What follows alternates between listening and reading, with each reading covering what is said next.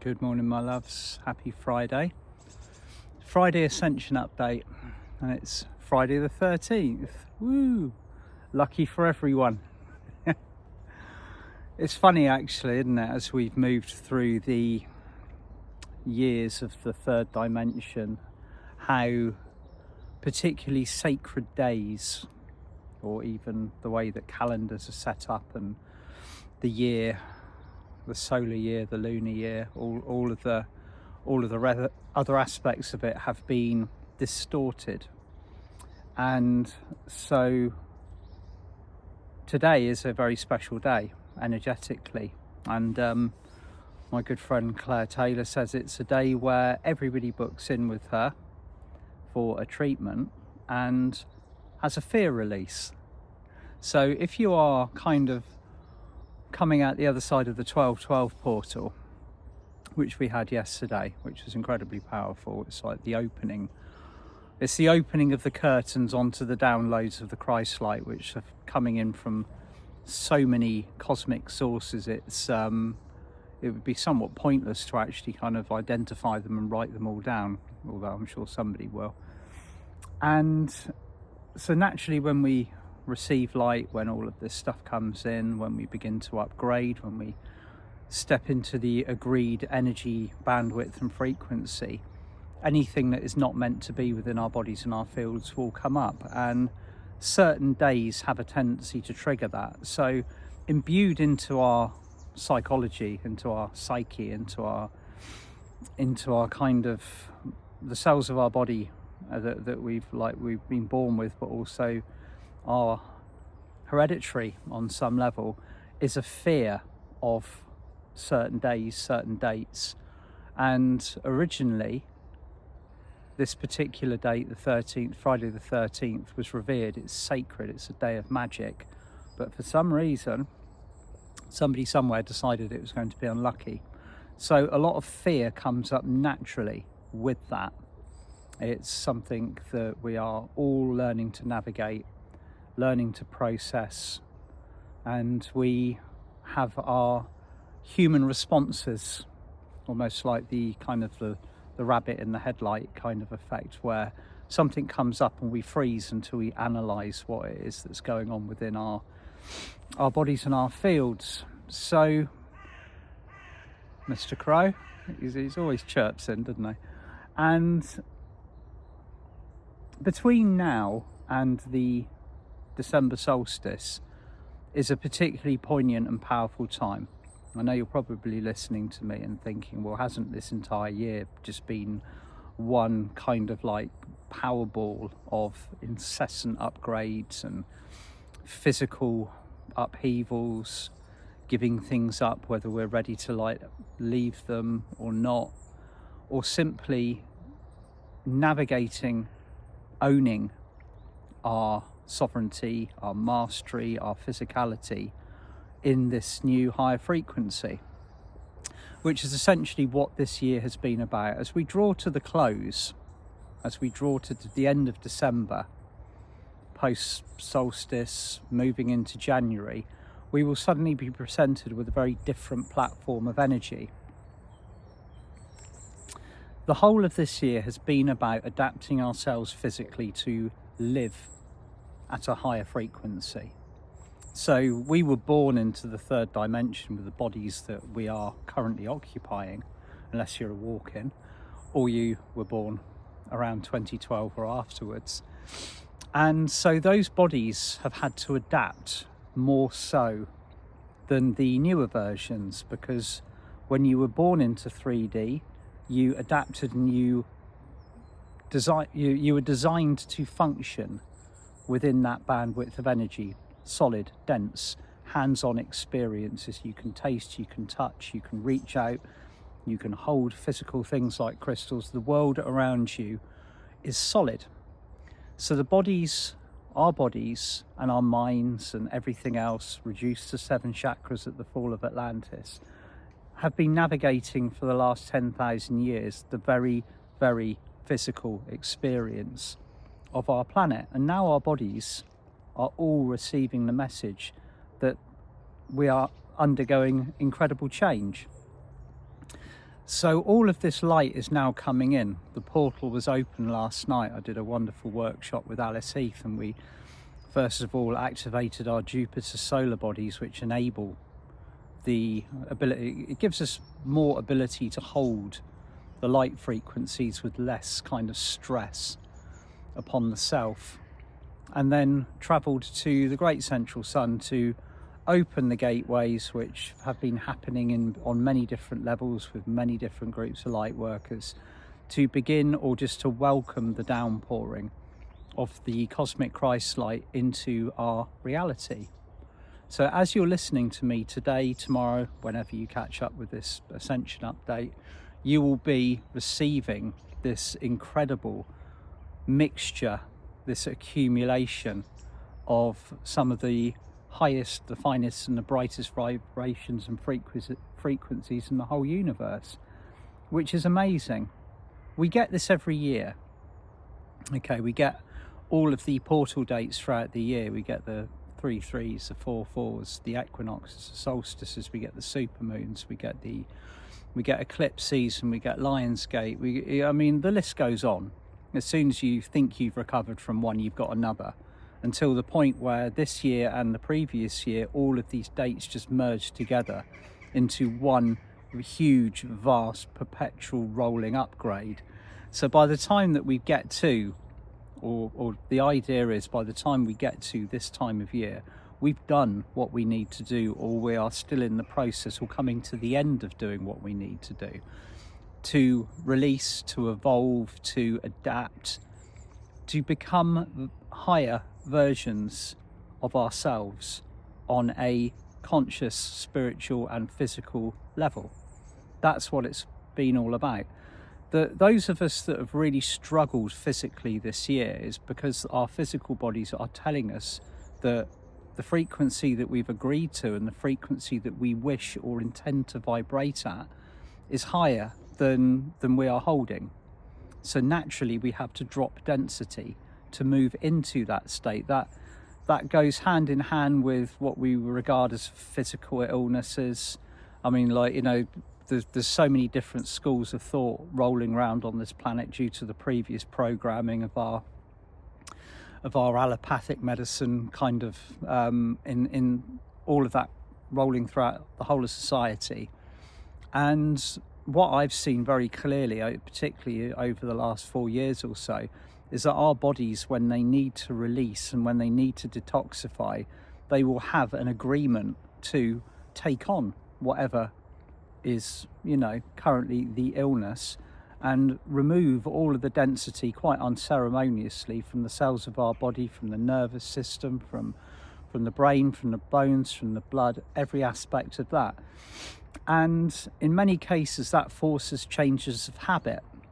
If we're kind of on the ball and we're looking at how we are functioning, I've thought to myself at least 3 times this year, okay, I've just been through that was remarkably unpleasant. What is it that I need to release? All right, what is it that I need to stop putting in my body? Or what habit is it that I have formed that is producing the state of unwellness or dis-ease? So me personally, I've had a year of releasing and letting go of things that I thought maybe I could just sneak under the radar, I could take into the 5th dimension with me, but no. The bar is set very high for these energies, which is why so many of us have been experiencing this almost perpetual cycle of discomfort, recovery, evolve, discomfort, recovery, evolve, step up into the new higher frequency again. I'm not going to say that this isn't going to occur next year, but that's not where the focus of attention is going to be. It's been my information, and also the information that others have been receiving as well, that next year is going to be very much about us coming together in hearts and minds and energy as a community of light around this world.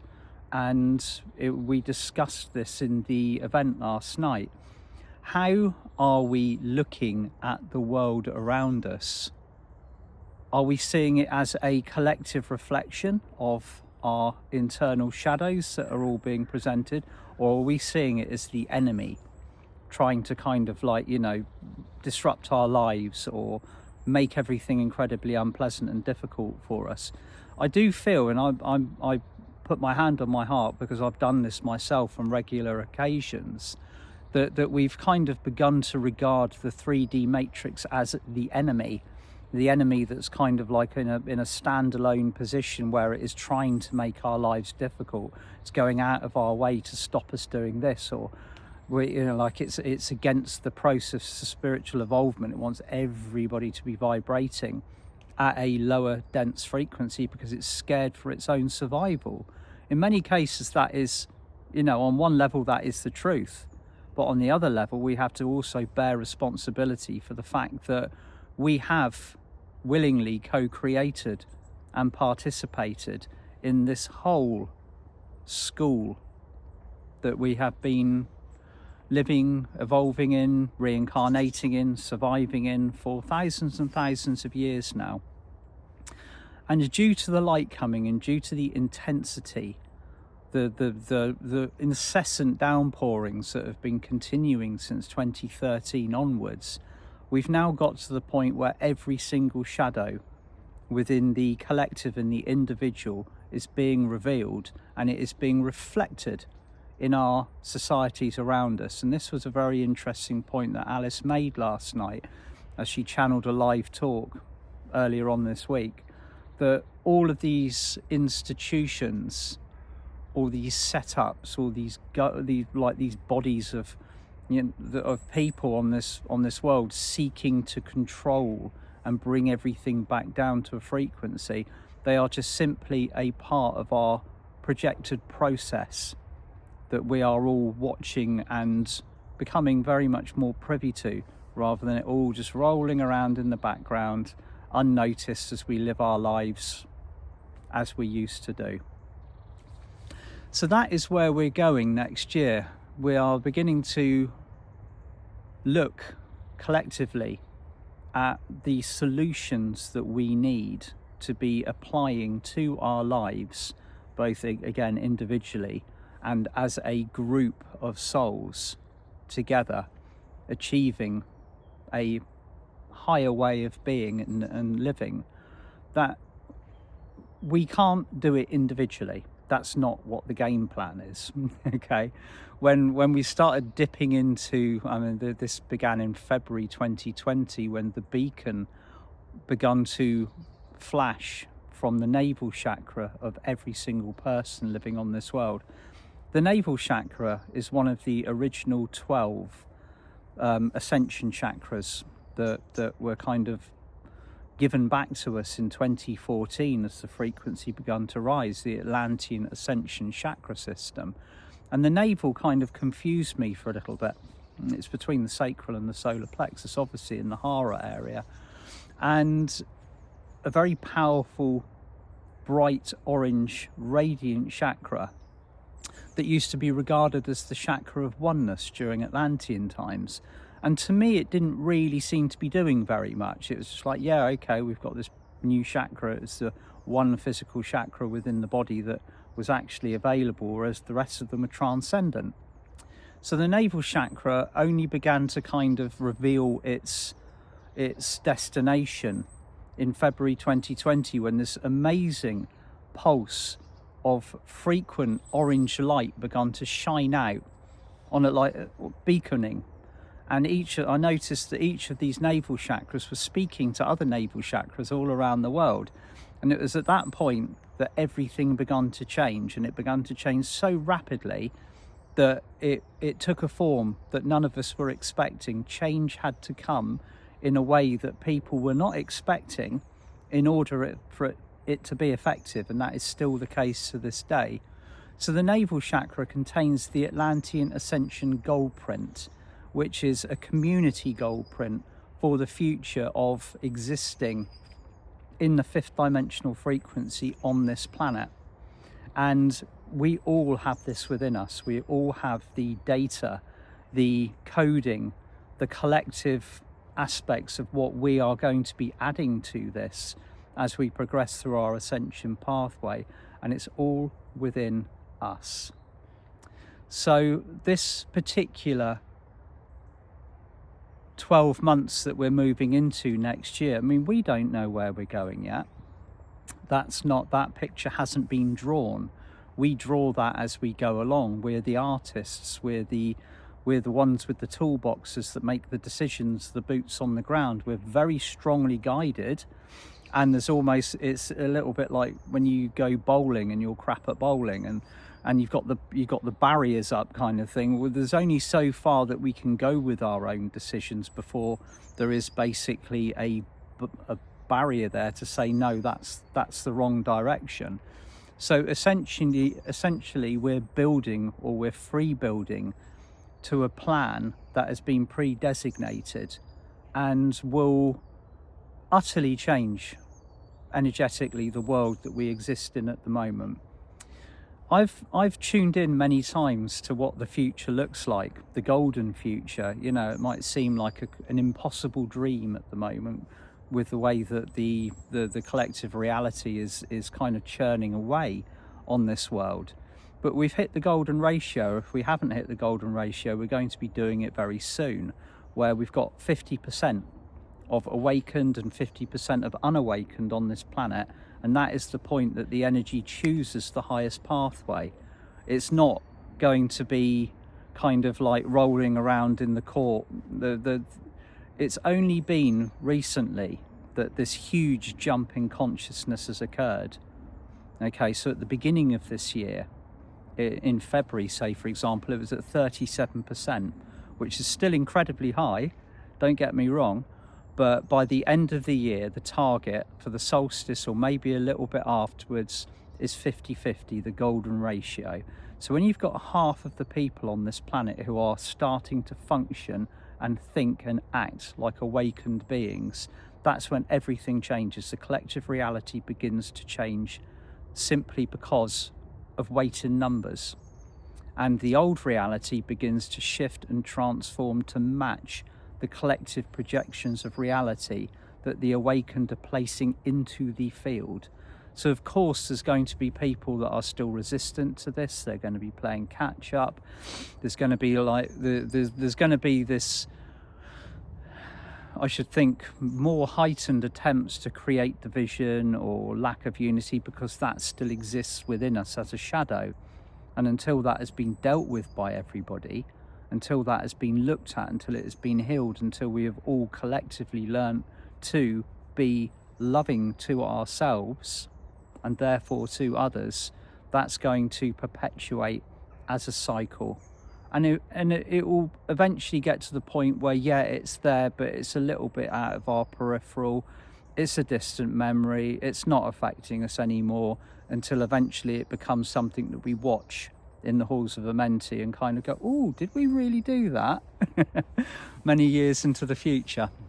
So I feel that this is the most incredibly positive time that we can be embracing our reality. And I know this is a drum that I've been beating over and over again, particularly for the past 4 years or so, but I'm beginning to see now why the picture has to be so precise, why it is down to us as individuals to begin to work as fastidiously as we possibly can with our version of reality, because that version of reality is so important as being a percentage and a part of the new collective reality that we are attempting, or we are actually creating all around us.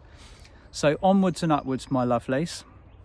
I am going to be joined by my wonderful friend David Essery on the 21st. I'll put the details for our December Solstice workshop underneath this video. And for those of you that have been following my kind of my adventures for the last few episodes or so, I did a video a little while back with my good friend Karen Main, who also happens to be my kickboxing instructor. And on Sunday, this Sunday just gone, I passed my 3rd degree black belt in kickboxing. So happy, very happy. It was incredibly challenging, not just the day itself, but the run up to it. but I had the best teacher on the planet, and my grading partner was my son, Jake, who you may have also seen in a previous video that he did with Karen. So we're going to get our belts tonight. It's been a funny week since that, because my nervous system has just like literally turned off. Went, right, you've got to learn to chill out now. So it's almost like shut down, boop, a bit like that. So all is good on this grey, chilly morning in the United Kingdom, and I will be back on Monday morning with a meditation Monday. And I hope you all have a beautiful weekend wherever you are in the world, whatever you're doing, whatever energies you're receiving, whatever adventures or participations in spiritual reality that you are engaging with. Do it with love. From my heart to yours. Talk to you soon. Bye for now.